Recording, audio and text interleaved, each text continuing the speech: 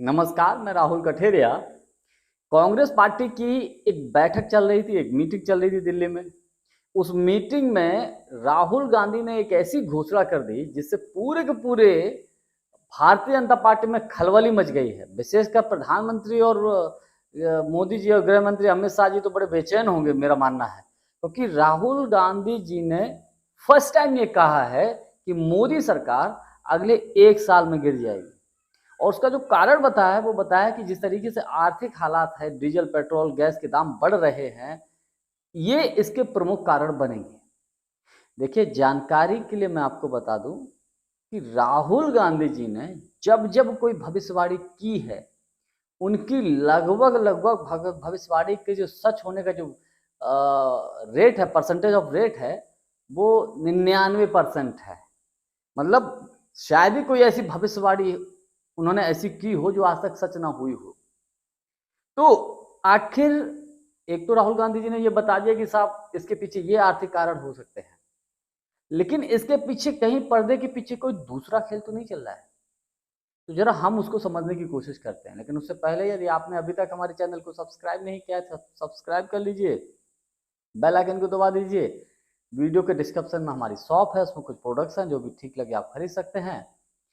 और साथ ही साथ हमने जो है कैंपस का जो शूज है, जो जूता है, वो टैग किया है, ठीक लगे आप खरीद सकते हैं। देखिए, इस वक्त देश के आर्थिक हालात बहुत खराब है। सब जानते हैं आर्थिक स्थिति बहुत खराब है। अब इसको लेकर, आर्थिक स्थिति को लेकर कुछ समय पहले, यानी कि जब 5 राज्यों के विधानसभा के चुनाव चल रहे थे, उस वक्त जब राहुल गांधी जी ये बात बोलते थे या कांग्रेस पार्टी के नेता बोलते थे कि साहब आर्थिक स्थिति बहुत खराब है, डीजल पेट्रोल गैस को लेकर आने वाले समय में बहुत दिक्कत होने वाली है, बहुत परेशानी होने वाली है, तो मोदी सरकार के मंत्री या मोदी जी कहे नहीं साहब ऐसा कुछ नहीं है, सब ठीक है, सब बढ़िया है, कहीं कोई समस्या नहीं, हमारे पास पर्याप्त स्टॉक है।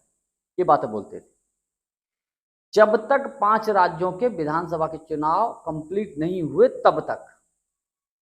जैसे ही 5 राज्यों के विधानसभा के चुनाव कंप्लीट हुए, कंप्लीट होने का परिणाम आए, शपथ ग्रहण हुए, और मोदी जी की तरफ से यानी मोदी सरकार की तरफ से धीरे धीरे डीजल पेट्रोल गैस के दाम बढ़ना शुरू हो गया।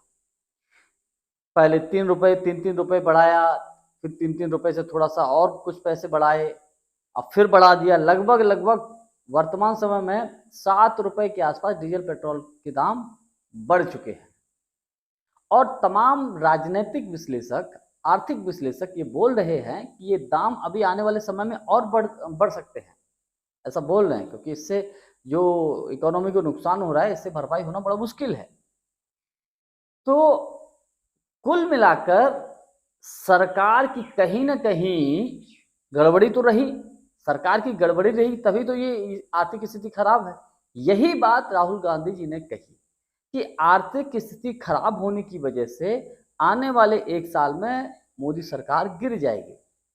देखिए, मोदी जी पहले तो जरूर राहुल गांधी जी को हो सकता सीरियस ना लेते हो, लेकिन अब बहुत सीरियस लेते हैं।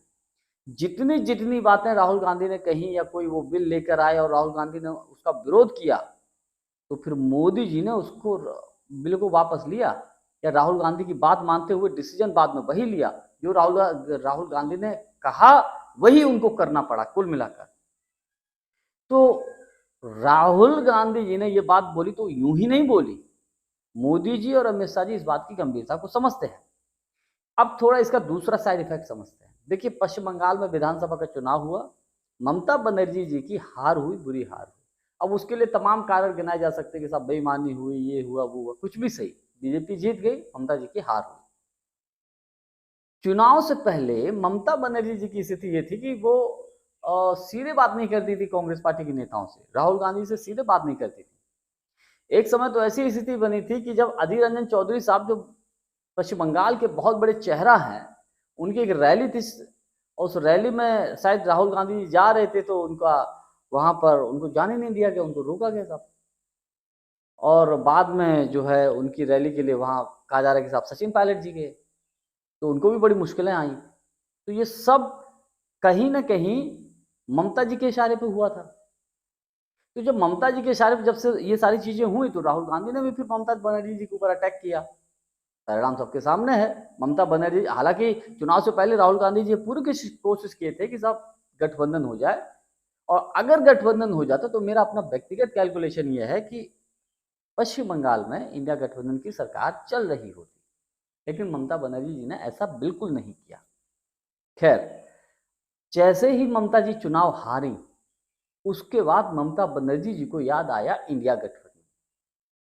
जबकि आपको याद होगा 24 का लोकसभा का चुनाव इंडिया गठबंधन को छिन्न भिन्न अगर किसी ने किया और करने की कोशिश की तो उसमें प्रमुख नाम ममता बनर्जी जी और अरविंद केजरीवाल जी का है। इन लोगों की जिद की वजह से ही नीतीश कुमार जी इंडिया गठबंधन को छोड़ के गए थे। वरना मेरा अपना मानना यह है कि अगर नीतीश जी को इंडिया गठबंधन का संयोजक बना दिया जाता तो अब तक केंद्र में हो सकता था कि इंडिया गठबंधन की सरकार चल रही होती। तो तब तो ये लोग नहीं माने अपनी जिद की, और कांग्रेस को कुछ समझ कोई भाव नहीं दिया, और सब फिर क्या है सब परिणाम जानते हैं।